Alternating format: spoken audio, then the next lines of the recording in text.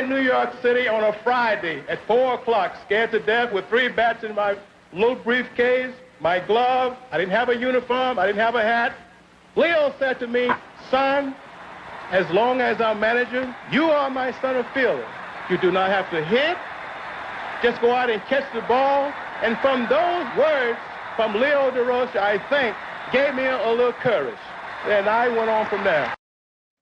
Those the words of the legendary Willie Mays, his Baseball Hall of Fame induction in Cooperstown back in 1979, and Willie Mays passing away Tuesday, June 18th at the age of 93. And you might be asking yourself, Ken, this is a Florida Atlantic podcast. This is the Florida Atlantic Voice. What in God's name does Willie Mays have to do with FAU? There's no connection there. Take it easy, my friend, because your boy has come through. There is a connection between Willie Mays and Florida Atlantic. Just wait for it. I'll get to it. This is what we call in the business a bit of a tease, some suspense for you. But, man, Willie Mays, 24-time All-Star, a career 302 hitter, 660 home runs, won the World Series in 1954 with the New York Giants, and his legendary catch in Game 1 of that series. Throughout the course of the podcast, that's going to continue to come up over and over and over again. NL MVP, 54-65, Rookie of the Year in 51, 12-time Gold Glove Award winner, the NL batting champion in 54, 4-time National League home run leader, 4-time stolen base leader in the National League, hit 4 homers in a game, April 30, 1961, has his number retired by the Giants. The Mets retired his number 24, Major League Baseball All-Century Team, Major League Baseball All-Time Team, and first ballot Hall of Famer in 1979. There is nobody unless they're delusional or don't know the sport that would not say Willie Mays is quite possibly top 2, top 3 baseball player of all time. He certainly was the greatest living Hall of Famer, the greatest living baseball player up until Tuesday the 18th, again, when he passed at the age of 93. An absolute legend, and maybe, just maybe, the first true elite 5-tool player, as they call it in baseball. Could do everything, and some would argue, as great as he was at the plate, he was even better in the field. He was an even better center fielder. What if I told you that at Florida Atlantic, the connection between FAU and Willie Mays is mere feet from FAU Stadium, just a short jaunt from the football stadium into the Schmidt family complex? What if I told you that the Willie Mays FAU intersection takes place right there? Well, it does. And the name you need to know is Avron B. Fogelman. Now, some of you might know the name, some of you might not. Avron B. Fogelman, Memphis born and bred, a real estate developer, businessman, philanthropist, also a longtime Boca Raton resident, 84 years of age. And Avron B. Fogelman, a former Major League Baseball owner. He was part owner of the Royals from 83 to 91. And in that span, 1985, the Royals won the World Series in a cross-Missouri Classic against the Cardinals in a 7-game series. But Avron B. Fogelman, who has for a lot of the last several decades spent more than half of the year in Boca Raton, just a couple of years ago decided that he had accrued this extremely expensive, extremely rare, extremely elite sports memorabilia collection. And when I tell you the monetary value of this collection, I want you to be sitting down. I want you to hold on to something. I want to put your drink down. His sports memorabilia collection is valued at over $10 million. $10 million. And so Avron B. Fogelman was trying to find a home for this. He wanted a museum. He didn't want to be in personal possession of this any longer. He wanted to donate it somewhere. And After discussions with several different institutions, the man who spends a lot of his time in Boca Raton decided Florida Atlantic was going to be the home to the Avron B. Fogelman Museum. And it just so happened that FAU was putting up a brand new building at the time called the Schmidt Family Center, and that was a perfect place for the Avron B. Fogelman Museum. So, all the way back in 2020, in fact, right before the pandemic laid its grips on the world, and particularly here in the United States, there was a ribbon cutting at the Schmidt Family Center. January 31st, 2020, the Avron B. Fogelman Museum was born. Now, it's not just the $10 million plus memorabilia collection, the worth that lies in this museum. It's the fact that Avron B. Fogelman also donated an additional $1.8 million to help this museum get constructed. Here's some of what you can find in the Avron B. Fogelman Museum. The 13 original rules of basketball, written by James Naismith. Babe Ruth's pinstripe uniform pants, worn on the first day as a New York Yankee, 1921. Joe DiMaggio, his 1936 rookie uniform. Roger Maris, the uniform he wore in 61 when he broke the single-season home run record. Hank Aaron, the uniform he wore in 74 when he broke the career home run record as a member of the Atlanta Braves. The 1985 Kansas City Royals World Series trophy, the final cleats worn by football great Jim Thorpe. There's a football signed by the entire 1972 Miami Dolphins team, one of those signatures. Howard Schnellenberger's offensive coordinator. The 1969 Ryder Cup trophy. There's baseball signed by legends, entertainers, politicians, historical figures. And here's the connection. A 1950 scouting report on Willie Mays, a young man who is playing in the Negro Leagues for the Birmingham Black Barons. Barely out of his teenage years, barely someone who had ever left home for any appreciable amount of time. And the scouting report in 1950, absolutely glowing about Willie Mays and all of his attributes, whether it was hitting, fielding, running, his reflexes. But there's one part of this scouting report that is extremely poignant and will certainly give you a reflection of the times.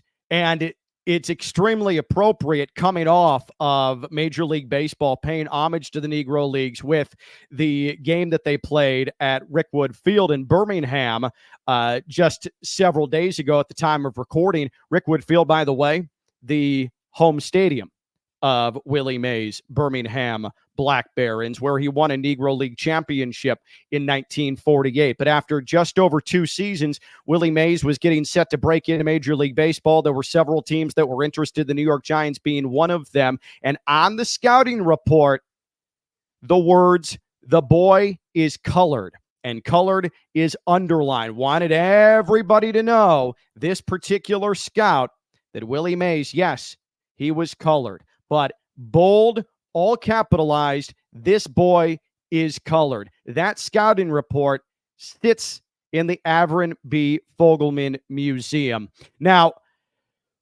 I had a chance to get in contact with Avron B. Fogelman, and I really appreciate his time answering some questions for me. But here's the story of how the scouting report made its way to FAU, made its way to Avron B. Fogelman, on its way to Florida Atlantic. And I especially want to give some major credit to Polly Burks of the College of Arts and Letters at Florida Atlantic for helping to get me in contact with Avron B. Fogelman. Again, former Kansas City Royals owner and the man who's responsible his collection for the Avron B. Fogelman Museum on FAU's campus. I asked Avron B. Fogelman about his first memories of Willie Mays. He was 11 years old when Willie Mays broke into Major League Baseball, May of 1951 with the New York Giants. And I asked him, what were your memories from Willie Mays, the perspective you, a young and a teenage years baseball fan, and Avron B. Fogelman? Here's the response. The first memory was the catch and of him playing stickball with kids on the street in Harlem. Willie Mays was, especially in a very, very sketchy time, race relations in the United States. He was someone who was actually embraced pretty soon after making his way to New York. And obviously Jackie Robinson, just a few years before that, had it taken a brunt, a significant brunt of the vitriol that would be aimed at black baseball players. But the New York Giants, Leo DeRocher, who was the manager at the time, it ended up being a really good fit. And so much so, Willie Mays had an immediate connection, especially with traditional black neighborhoods like Harlem, was consistently seen there playing stickball with youngsters. But the catch comes up a lot when it comes to Willie Mays. You heard it at the beginning. Willie Mays, in his Hall of Fame speech, referencing the catch. The catch happened Game 1, 1954 World Series, New York Giants, Cleveland Indians. Remember, the Polo Grounds where the Giants played, it's still the biggest baseball stadium from a pure dimension standpoint in the modern day history of the sport. 483 feet to center field, straightaway center field, horseshoe shape. Now, it was a little tiny tunnel-like indentation that made it 483 to straightaway center. But even to the gaps, it was 450 feet. In Game 1 of this series, Willie Mays had a ball off the bat sail towards what would have been a home run in any other modern-day park, and it would have been an absolute blast. But he, according to estimates, covered 115 feet in 6 seconds, made the over-the-shoulder catch that if you're a baseball fan, you know exactly what I'm talking about. An all-in-one motion from 450 feet away. He pivoted and sidearm heaved the ball back to the infield with his momentum moving away from second base and held the runners. It's one of the most miraculous plays, one of the most skilled plays, and one of the most famous plays in baseball history. This is what it sounded like. There's a long drive, way back in center field, way back, it is. Willie Mays just brought this crowd to its feet with a catch, which must have been an optical illusion to a lot of people. It certainly did appear to be an optical illusion, but Willie Mays, the way he played, a lot of it was the perception that perhaps he was just an optical illusion. He was too much to actually be believed. But Willie Mays immediately made his impact, and Avron B. Fogelman, I mean, the catch. The catch defined Willie Mays' career. I asked Avron if he ever met Willie Mays and what are his recollections of his meetings with Willie Mays, and the man who's responsible for one of the most complete and one of the most valuable sports museums on the planet, and it sits right on the campus of Florida Atlantic, said that he actually did meet Willie Mays a couple of times, had dinner with him actually about a decade ago. His health was starting to fail him. Willie Mays was almost blind at the time, but guess what? Wanted to talk extensively with Mr. Fogelman about the catch. And according to Avron B. Fogelman, Willie Mays says making the catch wasn't a surprise at all. He knew he could track fly balls with the best of them, but he was most proud of how he got the ball back into the infield and held the runner on second. Again, that's maybe the most unbelievable jaw-dropping, how did that happen, part of that entire play. And Willie Mays certainly proud and cognizant of that part of the play as it lives in baseball lore. Mr. Fogelman going on to say that's what Willie Mays was more proud of than the actual catch over the shoulder. Also, Willie Mays wanted to know about what it was like to own a team and win a World Series like Avron B. Fogelman did in 1985. And Mr. Fogelman made a joke. Everybody wants to own a team at some point. And Mr. Fogelman also noted that Willie Mays never minded signing autographs or baseballs, extremely generous with his time. I asked Avron B. Fogelman, how did he acquire the Willie Mays scouting report in the first place? Where and who did you receive it from? And what was the process in introducing it to the collection? And it just happened by chance. A former Kansas City Royals scout at the time called Mr. Fogelman and said that he wanted to know if Avron B. Fogelman wanted it. And Mr. Fogelman said, yeah, of course. And it was acquired, and Mr. Fogelman was able to retrieve it and add it to the collection. And again, it's a 1950. It's one of the earliest scouting reports on Willie Mays, and it's the scouting report that many believe is most responsible for Major League Baseball owners to feel as if they were ready to start pursuing a young Willie Mays who was plying his baseball path in Birmingham. I asked Avron B. Fogelman, as a sports fan and a baseball fan, what are the greatest memories of your career, of your life, when it comes to Willie Mays and his achievements?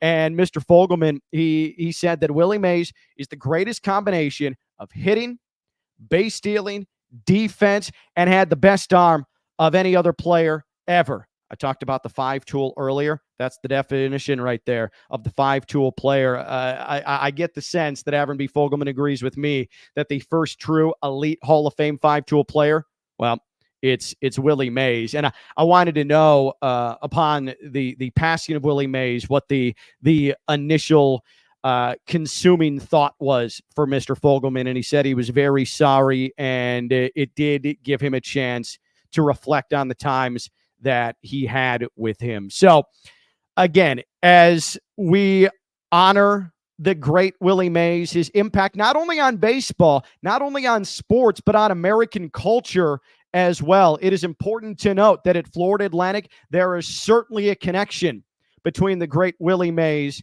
and Florida Atlantic, and it sits right on campus, right across the sidewalk from the FAU Stadium at the Schmidt Family Center, the Avron B. Fogelman Museum. Again, part of a $10 million plus collection.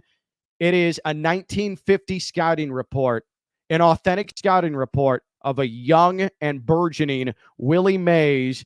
And again, the thing that stands out, and I mentioned it earlier, the thing that stands out about the scouting report most to Mr. Fogelman, I asked him, why did it appeal to you so much? What stood out about it? And Mr. Fogelman responded, how candid the scouting report was. It was raw ability, and in those days, had to be sure that the general manager knew he was colored. And again, me describing it does not do it justice. You have to go see it at the Avron B. Fogelman Museum, because it's in all caps and the word colored is underlined. You absolutely cannot miss it. But the words that read, the boy is colored. It is a glowing assessment of his skills, but then the addendum where you can't miss it. The boy is colored. In 1950, boy, is that an extremely eye-opening portion of this history that lives at Florida Atlantic. If you want to know more about the Avron P. Fogelman Museum, simply email fogelmanmuseum@fau.edu. Fogelman, Fogelman, Fogelman Museum at FAU.edu. The museum is closed on Mondays, but Tuesday, Wednesday, Friday, Saturday, Sunday, 1 to 5 p.m. You can go see this unbelievable, rare collection. Fortunate to have it at FAU. Thursdays, the museum open 4:30 p.m. to 8 p.m. The Avron B. Fogelman Museum, home of a 1950 authentic Willie Mays scouting report. So yes, there is a connection between FAU and Willie Mays. You challenged me to find a connection between almost anything in Florida Atlantic, and I'm telling you, FAU fans, I'm absolutely going to find it.